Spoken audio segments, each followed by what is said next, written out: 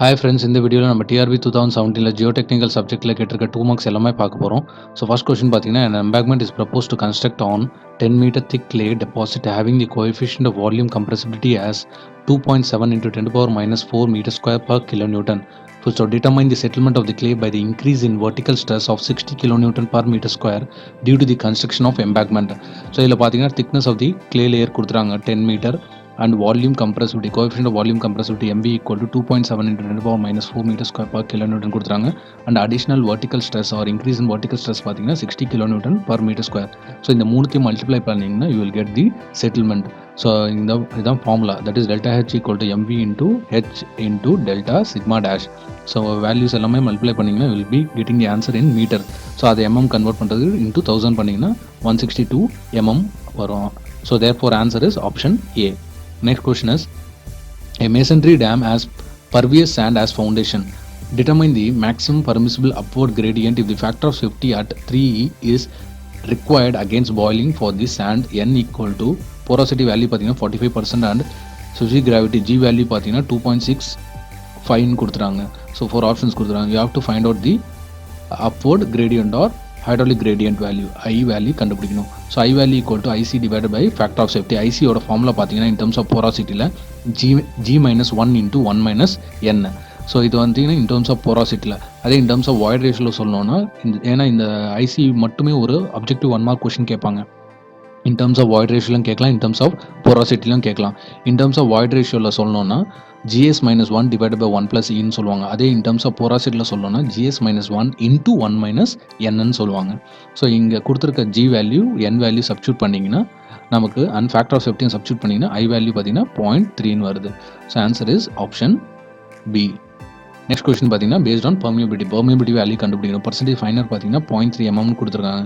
So according to Mr Hazen C into D10 square தான் formula. இங்கே D10 substitute பண்ணும்போது பார்த்தீங்கன்னா சென்டிமீட்டரில் சப்ஸ்டியூட் பண்ணும். நமக்கு 0.3 mm, அதாவது D10 பார்த்தீங்கன்னா எம்எம்ல கொடுத்துருக்காங்க. ஸோ அதை சென்டிமீட்டர் கன்வெர்ட் பண்ணுறதுக்கு டிவைட் பை 10 பண்ணிங்கன்னா that is 0.03 and Hazen's constant C value பார்த்தீங்கன்னா 100.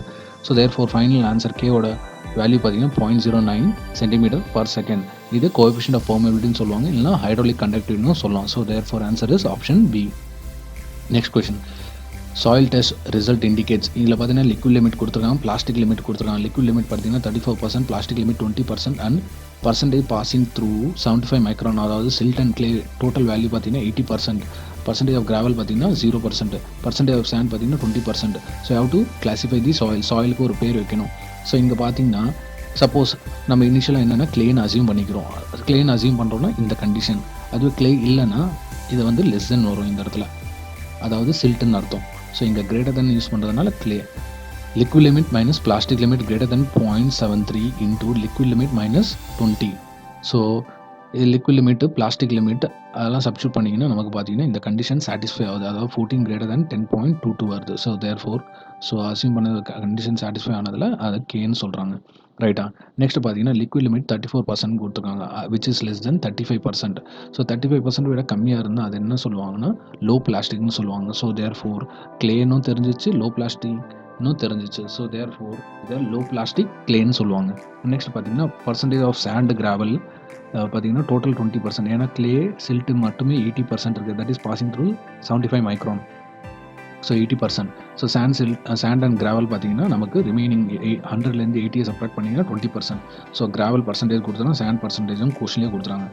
ஸோ இது டோட்டலாக ஆட் பண்ணிங்கன்னா நமக்கு 100 வரணும். இந்த 80% ப்ளஸ் 20% 100 வருதா. அப்புறம் பார்த்தீங்கன்னா சாண்ட் அண்ட் கிராவல் பார்த்தீங்கன்னா இந்த ரெண்டையும் ஆட் பண்ணால் நமக்கு இந்த 20% வரும். ஸோ கொஸ்டினை நல்லா படிச்சிங்கன்னா உங்களுக்கு புரியும். ரைட். ஸோ இதில் பார்த்தீங்கன்னா சாண்டோட பர்சன்டேஜும் இருக்குது. ஸோ பேர் வைக்கும் போது பார்த்தீங்கன்னா சாண்டோட பேரும் இருக்கணும். ஸோ ஆல்ரெடி சிஎல் கன்ஃபார்ம் ஆகிடுச்சு. இப்போ சாண்ட்னா சிம்பிள் இஸ் எஸ். ஸோ எஸ்ஸும் கன்ஃபார்ம் ஆகிடுச்சு. ஸோ தேர்ஃபோர் ஆப்ஷன் பார்த்தீங்கன்னா சிஎல் வந்து ஆப்ஷன் சிலையும் டிலையும் தான் இருக்குது. ரைட். நெக்ஸ்ட்டு ஆப்ஷன் ஏ பிஏ எலிமினேட் பண்ணிடலாம், ஏன்னா லோ பிளாஸ்டிக் கிளே நம்ம டிஃபைன் பண்ணிட்டோம். C and D option match ஆகுது. அப்புறம் பார்த்தீங்கன்னா சாண்டும் கன்ஃபார்ம் ஆயிடுச்சு, எஸ்ஸும் கன்ஃபார்ம் ஆயிடுச்சு. So therefore answer is option D. Next question, இங்கே பார்த்தீங்கன்னா கிளே சாயில் வந்து பார்த்தீங்கன்னா கன்சால்டோமீட்டரில் டெஸ்ட் பண்ணுறாங்க. டெஸ்ட் பண்ணும்போது பார்த்தீங்கன்னா அதாவது ப்ரெஷர் இன்க்ரீஸ் பண்ணும்போது வாய்ட் ரேஷியோ பார்த்தீங்கன்னா டிக்ரீஸ் ஆகுது. So pressure and void ratio are inversely proportional. So இங்கே இனிஷியல் வாய்ட் ரேஷியோ பார்த்தீங்கன்னா 1.2 அண்ட் ஃபைனல் வாய்ட் ரேஷியோ பார்த்தீங்கன்னா 1.1. So applying pressure, so pressure பார்த்தீங்கன்னா 0.25லேருந்து 0.5க்கு இன்க்ரீஸ் பண்ணுறாங்க. ஸோ சாயிலோட திக்னஸ் பார்த்தீங்கன்னா 3 metre clay. So therefore settlement or consolidation value கண்டுபிடிக்கணும். ஸோ 4 ஆப்ஷன் கொடுத்துருக்காங்க. ஆன்சர் இன் மீட்டரில் கேட்குறாங்க. So in terms of void ரேஷியோவில் செட்டில்மெண்ட் ஃபார்மில் பார்த்தீங்கன்னா that is H into delta e divide by 1 plus e nought. So delta இன்றது என்னன்னா change in void ratio. So 1.2 minus 1.1 பண்ணிங்கன்னா நமக்கு சேஞ்ச் இன் வாய்ட் ரேஷியோ வரும். So divide by 1 plus e nought பார்த்தீங்கன்னா initial void ratio. So இது பார்த்தீங்கன்னா 3 மீட்டர்ன்றது thickness of the clay layer. So அதை மல்டிப்ளை பண்ணணும். ஸோ தேர்ஃபோர் செட்டில்மெண்ட் பார்த்தீங்கன்னா இன் டர்ம்ஸ் ஆஃப் மீட்டரில் வரும். So answer is 0.136 metre. So answer is option A. Next பார்த்தீங்கன்னா question number 6. An excavation is to be made up to a depth of 6 meter in a cohesive soil having an unit weight 20 kN per meter cube. What is the required cohesive strength of the clay? So இதில் பார்த்தீங்கன்னா without vertical support soil வந்து நிற்கணும். அதாவது soil excavate பண்ணுறாங்க. Soil வந்து excavate பண்ணும்போது பார்த்தீங்கன்னா without any vertical support soil stand பண்ணுறாங்க.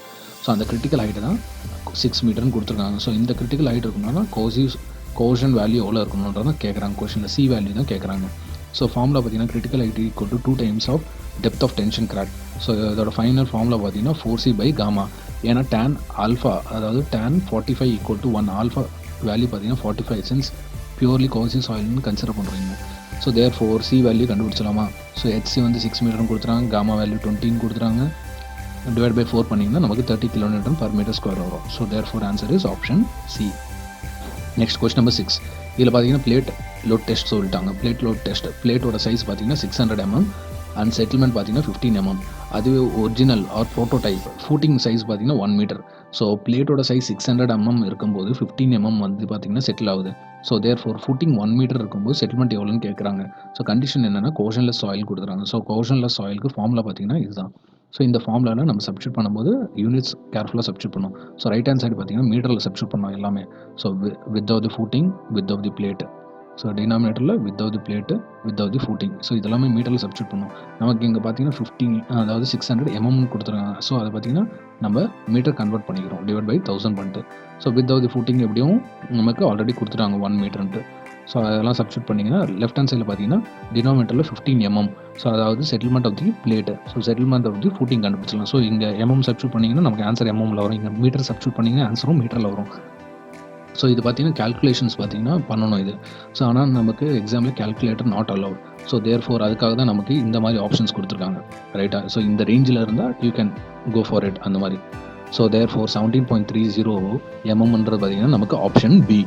So question number 8. So last question a wooden pile. So இதில் பார்த்தீங்கன்னா என்ன கேட்குறாங்கன்னா இன்ஜினியர்ஸ் நியூஸ் ஃபார்முலா யூஸ் பண்ணி allowable load carrying capacity or load carrying capacity of the pile find out பண்ண சொல்கிறாங்க. So drop ஹேமர்னு கொஷனில் கண்டிஷன் கொடுத்துறாங்க. ஸோ வெயிட் ஆஃப் ஹேமர் பார்த்தீங்கன்னா 20 kN, ஃப்ரீ ஃபால் பார்த்தீங்கன்னா 1 மீட்டர் அண்ட் எஸ்ஸோட வேல்யூ பார்த்தீங்கன்னா அதாவது பெனிட்ரேஷன் ஆர் செட்டில்மெண்ட் பார்த்தீங்கன்னா 5 mm. So engineers news formula அதாவது இது பார்த்தீங்கன்னா டைனமிக் மெத்தடில் வரும் இன்ஜினியரிங் நியூஸ் ஃபார்முலான்றது. So work done concept use பண்ணி இந்த ஃபார்முலா டெரைவ் பண்ணுவாங்க. So divide by factor of safety எதுக்குன்னா நம்ம அலோவபிள் வேல்யூ கண்டுபிடிக்கிறதுனால. ஸோ அல்டிமேட் வேல்யூனா ஃபேக்டர் ஆஃப் சேஃப்டி வராது, அலோவபிள்ன்றனால ஃபேக்டர் ஆஃப் சேஃப்டி வரும் நமக்கு. ஸோ ட்ராப் ஹேமர்ன்றனால ஃபேக்டர் ஆஃப் சேஃப்டி பார்த்தீங்கன்னா இதுக்கு 6 அண்ட் சி வேல்யூ பார்த்தீங்கன்னா 2.5. ஸோ இது இங்கே சப்ஸ்டியூட் பண்ணும்போது பார்த்தீங்கன்னா யூனிட்ஸ் கேர்ஃபுல்லாக சப்ஸ்டியூட் பண்ணணும். ஸோ இங்கே பார்த்தீங்கன்னா நமக்கு நியூமரேட்டரில் W பார்த்தீங்கன்னா 20 kN கொடுத்துட்டாங்க. ஹெச் வேல்யூ பார்த்தீங்கன்னா 1 மீட்டர்னு கொடுத்துருக்காங்க. ஸோ 1 மீட்டரை நம்ம சென்டிமீட்டர் கன்வெர்ட் பண்ணுறதுக்கு தான் இன்டூ 100 பண்ணுறோம். அதாவது 1 metre equal to 100 centimetre. So மீட்டரை சென்டிமீட்டர் கன்வெர்ட் பண்ணியாச்சு. ஸோ டினாமினேட்டரில் பார்த்தீங்கன்னா எஸ்ஸோட வேல்யூம் பார்த்தீங்கன்னா அதாவது செட்டில்மெண்ட் ஆர் பெனிட்ரேஷன் வேல்யூம் பார்த்தீங்கன்னா நமக்கு சென்டிமீட்டரில் இருக்கணும். ஆனால் கொஸ்டினில் பார்த்தீங்கன்னா 5 mmன்னு கொடுத்துருக்காங்க. ஸோ அது சென்டிமீட்டர் கன்வெர்ட் பண்ணுறதுக்கு 5/10 பண்ணிங்கன்னா நமக்கு சென்டிமீட்டரில் வரும். ஸோ இதை சிம்பிளிஃபை பண்ணிங்கன்னா அட் லாஸ்ட் 111.1 kN வரும். So answer is option D, right? So thank you for watching the video. Please do subscribe.